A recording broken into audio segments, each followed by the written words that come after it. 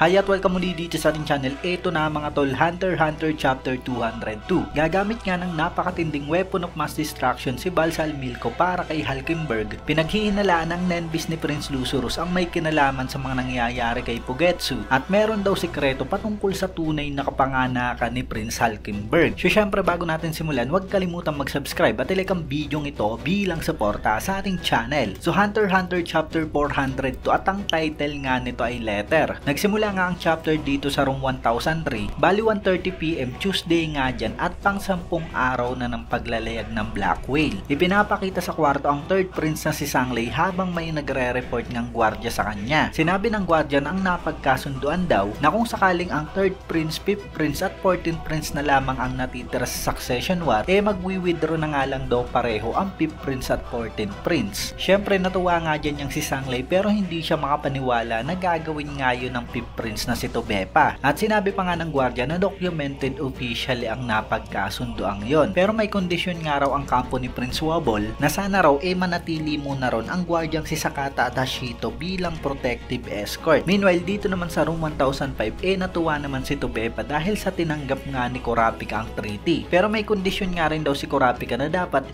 kasama niya ang Reyna at Prinsipe pag pupunta sila dyan sa room 1005. Nag-request nga rin daw ang gwardya ng third prince na sumama para makakuha din daw ng impormasyon ng mga ito. Wala naman daw problema yun kay Prince Tobepa at okay lang daw na makasama niya si Prince Wobble at ang iba pa. Naiisip naman dito ni Rihan, siya nga ay gwardya ng first prince, na wala nga raw problema kay Prinsipe Wobble pero nag-aalangan nga siya kay Kurapika. Bale alam na kasi nila na talagang magaling na user si Kurapika at sigurado makakasagabal nga ito dyan kay Rihan pag nandyan na nga talaga si Kurapika. Balik naman dito sa third prince kung saan binigyan niya nga ng barya ang gwardyang si Tenturi. Pangalawang barya ng araw yan na naibigay sa gwardya at mas maraming araw itong makuhang ganyan mas malaki yung magiging reward niya. At syempre talagang nagpapasalamat nga dyan ang gwardyang si Tenturi. Nagdag pa nga ng prinsipe pag lagi raw daladala ang baryang yan talagang makapagbibigay nga ito ng swerte. Habang naiisip nga rin dyan ni Prince Sangley yung naging kasunduan. Yung condition nga raw na partial surrender talagang malaking hakbang para sa kanya. Kahit na nga raw talagang imposible ang mag-surrender sa succession contest na to. Pero ayun, may hawak nga rin siyang barya at akala niya nga raw talagang magbabago ito matapos ang 10 araw. Pero talagang wala ngang nangyari sa hawak niyang barya kaya naisip niya na maaaring hindi niya malaman ang totoong kapangyarihan nito kung siya ang may hawak. Bali yung barya nga mga tol nahuhulog mula dun sa Nenbis ng prinsipe. Wala pa nga masyadong impormasyon kung anong nagagawa ng mga baryang yon pero maaaring nakakapagbigay nga talaga ito ng swerte. Meanwhile naisip naman dito ni Prince Tobepa na ang fourth prince na si Chirainik hindi nga dumalo sa salo-salo. Kaya siguro raw hindi nito binibigyan ng importansya yung pakikipagtulungan sa kanya. Ang gwardya naman daw ni Prince Benjamin tinatarget siya kaya hindi raw siya talaga pwede mapalagay at sana raw mabaling ang atensyon ni Prince Benjamin papunta kay Sangley. Kaya sabi nga dyan ni Prince Tobepa sa gwardya niya na ipakita nga sa mga gwardya ng first prince na talagang malapit sila kay Sangley. Bali naisip rin kasi mga tol nitong si Prince Tobepa na siya na nga talaga ang sunod na target dahil ang gwardya nga ng first prince na si Liha na siyang nagbantay kay Sali-Sali lumipat na nga sa kanya. At alam natin na na-assassinate na nga si Sali-Sali. Kaya naisip niya na siya na nga talaga ang isusunod ni Prince Benjamin. Pero ayun, nahihirapan nga mga tol etong si Rihan dahil sa hindi nga nagpapakita ang Nenbis ni Prince Tobepa. At nagpakita nga lang daw ito nung ginawa yung treaty. Pero naisip na nga rin dyan ni Rihan na maaaring conditional type daw ang Nenbis na yun ni Prince Tobepa. Bali kailangan kasi mga tol na i-analyze na itong si Rihan yung Nenbis ni Prince Tobepa para ma-activate niya nga ang ability niyang Predator at makain ang Nenbis ng Prinsipe. Meanwhile, cut naman dito kay Balsal Milko kung saan may kinuha nga siya dyan sa ilalim ng sapatos niya. At mula nga dyan, inilabas niya ang parang device na ito na naglalaman ng maliliit na cube na yan. Nalaman natin na gumawa pala ng mga weapon of mass destruction ang military nila pero meron nga mga defected ang nakita during development. Consider nga na mga failure talaga ito pero sa tamang kondisyon at sa tamang paggamit daw nito isang araw itong perfect silent killer. Ang initial symptoms nga raw nito ang pagsakit ng tiyan. Ang target nga raw talagang manghihina sa loob lamang ng 30 seconds. At kung malalanghap nga raw talaga ito talagang napakabilis kakalat sa buong katawan at within half day nga lang daw talagang magkakaroon ng multiple organ failure. Napakadali nga rin daw nadidecompose ang katawan ng biktima kaya wala silang poproblemahin pagdating sa autopsy. Sa isang kwarto raw na walang air circulation 100% ang success rate nito. Hindi na nga raw ito ginamit dati dahil dahil sa banta ng mutation, pero sa ngayon daw talagang essential at kailangan nila ito. At mula nga dyan, sabi ni Balsal Milko, gamit yan buburahin niya si Prince Hulkenberg. Bali si Prince Hulkenberg kasi talaga yung ikinakabahala ng First Prince, kaya talagang gagamit na nga sila ng lason para patayin na ang 9th Prince. At matindi nga yan dahil sa airborne ang lason na yan, kaya mukhang babasagin nga lang ang bote nito at ikakalat sa hangin. At pag nalanghap nga ni Prince Hulkenberg, talagang yari agad siya. Sukat naman dito sa room 1104 kung saan patuloy ngang nagte-training si Prince Jerednik. Minamaster niya pa nga rin yung setsu niya at inuurasan nga ito ni Salkov. Nalampasan na nga dyan ng prinsipe yung 10 seconds pero talagang patuloy niya pa nga rin itong pinapractice. At naisip nga dyan ni Salkov na siya nga raw na-master na yung setsu pagkasilang pa lamang. Pero talagang inabot nga raw siya ng isang taong training sa ganitong klaseng level. Tinatawag pa nga raw itong 10-second barrier pero talagang madali lang daw ito dyan kay Prince Jerednik. Dagdag pa nga ni Salkov, ang kalahating taon nga raw sa kanya isang araw lamang sa halimaw na yan. At talagang tama raw si Teta dahil base sa personality ng 4th Prince, talagang gagamitin daw nito ang politics at ang nen para sa sarili niyang kagustuhan. Naisip niya rin na maaaring tama rin yung sinabi ni Teta, sa paggamit nga raw ni Prince Jerednik ng setsu, doon din na-activate yung ability niya. At kung ganun, talagang ibang-iba raw ito at iba pa kahit na sa mga specialist. At tanging naiisip niya nga raw, maaaring may orang nakatago sa Nenbis na siyang na-activate daw pag ginamit niya ang setsu. Pero possible din daw na inatake si Teta ng Guardian Spirit Beast at maaaring minanipula daw nito ang memory ni Teta. So grabe din kasi talaga ang lakas nga nitong 4th Prince dahil sa meron nga siyang dalawang Nenbis at bukod dun nababago niya nga yung future at nagagawa niya pa nga yun pag nakasetsu siya. Anyway, nag-report nga ang isang guardia diyan kay Prinsipe Jerednik patungkol nga kay Melody at dinitain daw ito ng Justice Ministry. Mukhang pareho nga raw ang iniisip ng First Prince kaya nagtalaga na nga raw siya ng sundalo para doon. Sagot naman ng Prinsipe, wag nga raw silang papauna sa bibi niya sa brainless brother niya. Ipagpatuloy nga raw ang meeting kay Melody, alamin daw kung anong iniisip nito para mapunta raw sa kanila. Si Salkov naman naiisip na wala pa nga raw siyang nakikita kaya katangahan kung gagawa raw siya ng hakbang nang wala man lang siyang impormasyon. At talagang napapahanga nga siya dyan sa Prinsipe dahil sa talagang na-maintain daw nito ang setsu habang tumatakbo, naglalaro sa cellphone at nakikipag-usap. Yung mga tao nga lang daw na nag-training ng isang buong dekada ang makakagawa niyan. At nararamdaman niya nga raw na parang napakahina niya pagkasama niya ang taong yan. Cut naman dito kay Melody at Prince Kacho kung saan pinag-uusapan nga nila si Prince Pugetsu. May larawan nga si Kacho ni Prince Pugetsu at parang may kagat nga ito ng insekto dyan sa may likod niya. At nakakasigurado nga raw siya na wala raw yan nung time na sinubukan nilang tumakas. Sabi naman ni Melody, parang injection mark daw yan. Pero sagot nga ni Kacho, imposible raw yon dahil bumalik nga raw agad sila ng kwarto matapos nilang tumakas at dinala nga rin daw diretso dyan. Sabi naman ni Melody, kung ganun daw, maaaring isang nen mark ito.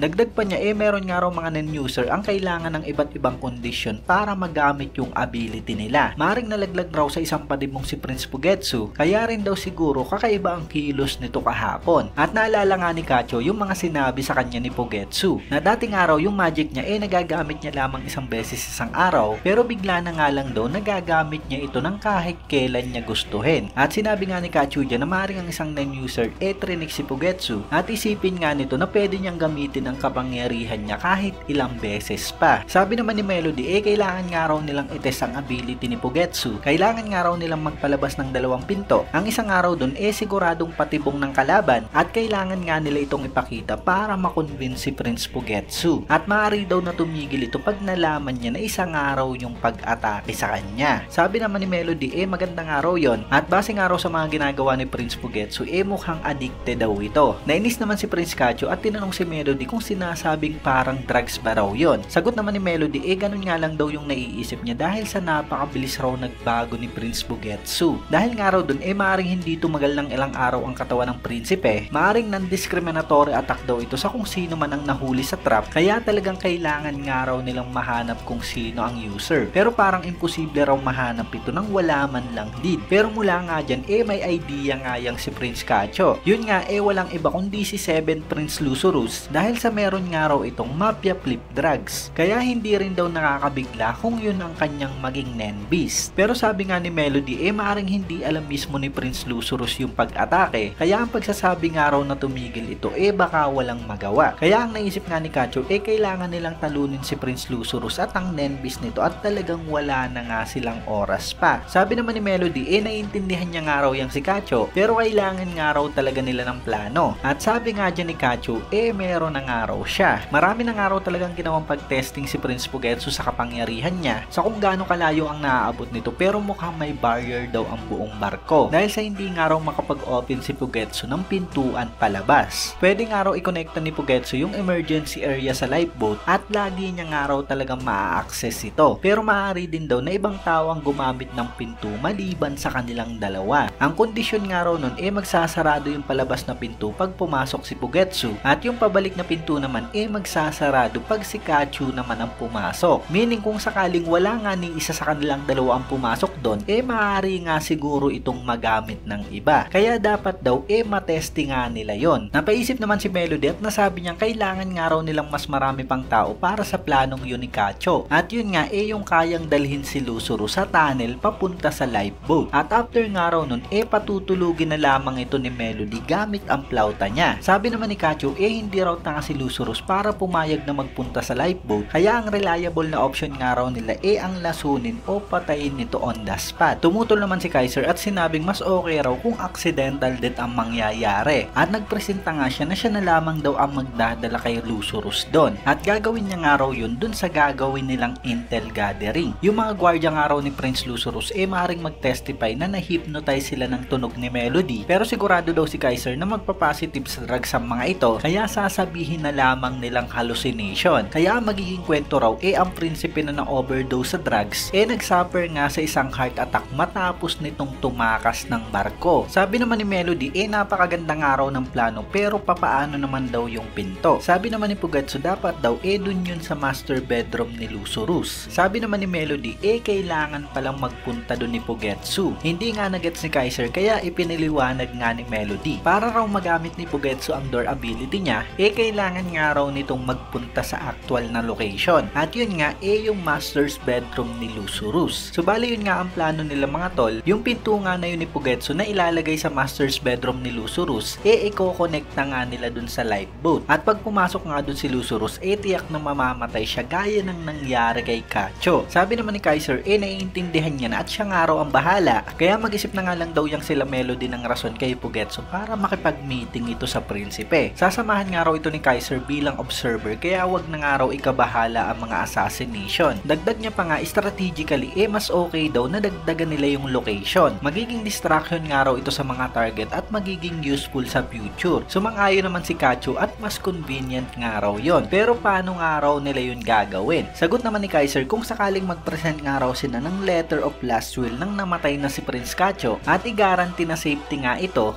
sigurado magiging curious daw ang mga prinsipe at maaaring tanggapin nga ito. At dahil sa nagkukunwari raw silang iniisip yung seguridad, hindi na nga raw problema kung sakaling pumunta sila sa kwarto ng mga prinsipe nang wala man lang notice. Sagot naman ni Prince Kacho kung ganun hindi nga raw sigurado kung tatanggapin ba ng mga prinsipe na papasukin ang isang mababang prinsipe sa mga kwarto nila para lamang magbigay ng liham. Especially nga raw si Prince Lucerus na siguradong maraming bagay sa kwarto nito na ayaw makita ng Justice Ministry. Sabi naman ni Kaiser depende nga raw yun sa negotiation skills niya. Ang worst case scenario nga pwede raw siyang mag-file ng warrant para lamang persahang mapasok ang kwarto. Kaya ayun, sabihin na nga raw agad nila yan kay Pugetsu. Pero mula nga dyan, sabi ni Melody kay Kaiser may kailangan nga raw siyang i-confirm. Sa oras nga raw na ma-involve yang si Kaiser dyan talagang wala nang balikan pa. At kung sure na ba raw ito na talagang gusto niyang itaya ang lahat sa kanila. Sumagot nga ng oo yang si Kaiser pero hindi niya nga raw ginagawa ito dahil lamang sa feelings niya kay Melody. Uy, diba? Sana all. Bagkus talagang gusto niya raw na si Prince Pugetsu ang makakuha ng trono at talagang mabago nga raw ang buong sistema. Nandyan nga raw si Prince Kacho lagi sa tabi nito at mapoprotektahan nga raw si Prince Pugetsu mula sa impluensya ng nanay niya. Hindi nga raw siya sumali sa Minister of Justice para lamang magpatupad ng batas. Ang gusto niya nga raw ang mapalapit sa payapang mundo. Kung kailangan nga raw madungisan siya para magawa yun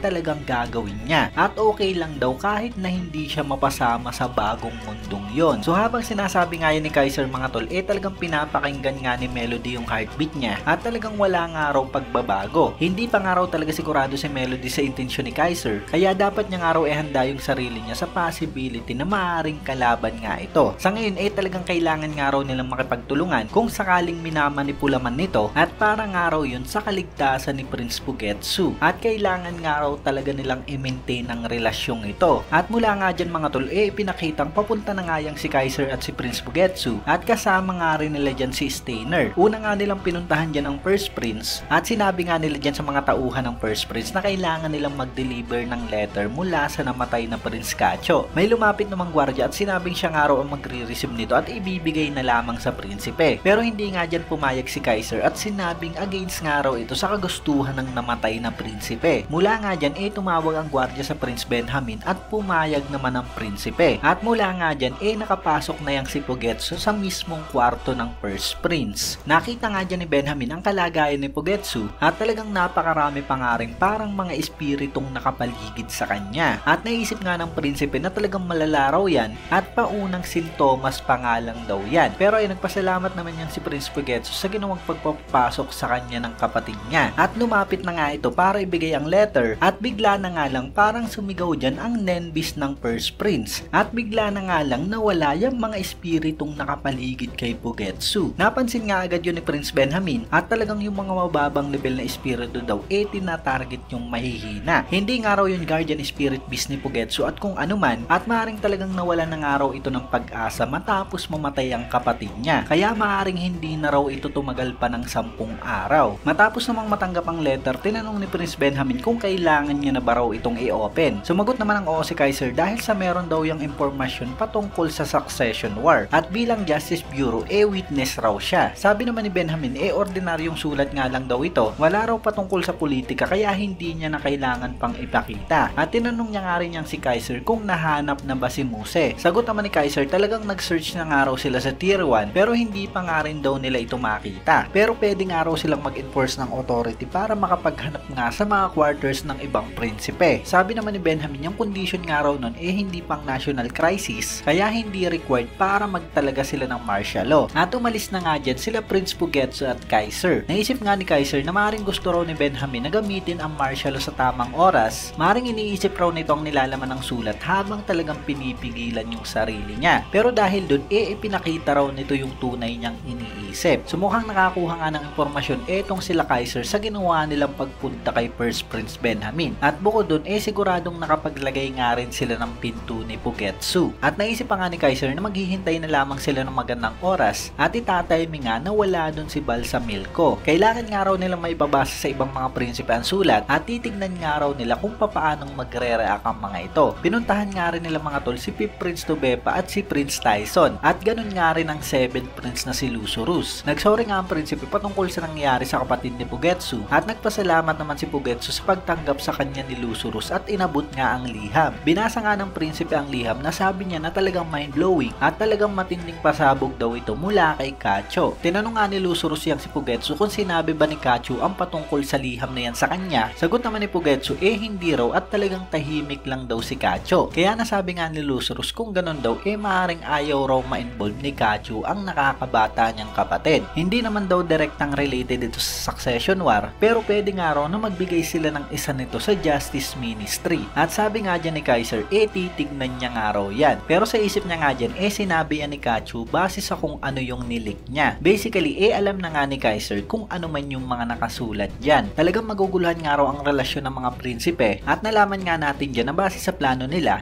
meron na nga sariling impormasyon ang Justice Ministry patungkol sa mga prinsipe. Parang araw itong mga bomba na talagang inilihim nila para lamang ma-maintain yung peace at balance sa Kakin. Kaya talagang matinding impormasyon nga raw ang hawak nila. Nagtanong nga naman si Melody kung paano raw papaniwalaan si Cacho napakabatang prinsipe nga raw nito. Sagot naman ni Cacho siguradong maghahanap daw ang mga prinsipe kung saan ba nanggaling ang leak. Kung sakali raw na si Pugetsu ang target ng mga ito poprotektahan niya at hindi niya na ito papabalikin pa sa quarter sa Tier 1 hanggang matapos ang Succession War. Balik naman sa present kung saan sinabi ni Kaiser na ang liham nga raw na yan patungkol sa Prinsipe Cherubnik. Pero mukhang speculation at sabi-sabi lamang ito. Sinabi naman ni Lucerus na sinabi ni Cacho sa liham na ayaw niyang makuha ni Prince Cherubnik ang trono. Pero maaaring taktika nga raw ito para imbestigahan nilang mga prinsipe yung kamalian ng ibang prinsipe. At siya nga raw si Lucerus wala sa position para i-judge siyang iba. Hindi niya nga raw alam yung tama at mali at wala raw siyang pakialam na malaman pa yon. Kaya hahayaan niya na nga lang daw yung letter kay Kaiser. Pero sa isip nga ni Lucerus may kakaibang araw doon. Yung liham ng araw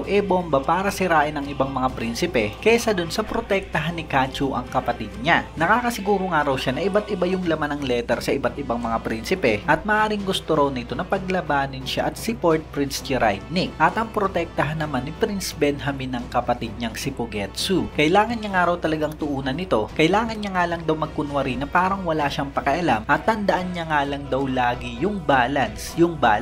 Matapos nga yun, umalis na sila Pugetsu at naging magandang araw. Sinabi ni Kaiser na pwede ng araw nilang i-skip ang ibang mga prinsipe dahil na rin sa lumalalang kalusugan niyang si Prince Pugetsu. Pero sabi nga ng prinsipe okay nga lang daw siya at gagawin niya ang makakaya niya. Lumapit naman si Basho, nagpakilala siyang katrabaho ni Melody at ibinigay niya nga ang papel na yan isang protective talisman. Dahil nga raw dyan hindi lalapitan niyang si Prince Pugetsu ng mga low level spirits. Pero hanggat hindi nga raw napuputol yung ugat ng mga nangyayaring yan kay Pugetsu talagang delikado pa nga rin daw ito. Kat naman dito kung saan 11th day na nga ng paglaleg ng Black Whale at pinag-iisipan nga nila kung talagang si Lucerus ba ang may dahilan ng mga nangyari kay Pugetsu. Kailangan nga raw nilang umakto agad at sabi nga ni Melody salamat kay Basho at nabigyan sila ng mas mahabang oras. Dagdag pa ni Melody wala nga raw siyang magagawang iba pag ginagamit niya ang ability niya. Sabi naman ni Kaiser okay nga lang daw yon kung 10 meter nga lang daw ang haba ng tunnel siya na nga raw mismo ang magdadala. Naramdaman nga rin nila yung nangyaring paglindol at siguradong kay Hulkenberg nga raw yun o sa inbis niya nang galing dahil siya nga lang daw yung nasa tier 2. Kailangan nga rin daw nilang malaman kung yung nangyaring pag-collapse ni Hulkenberg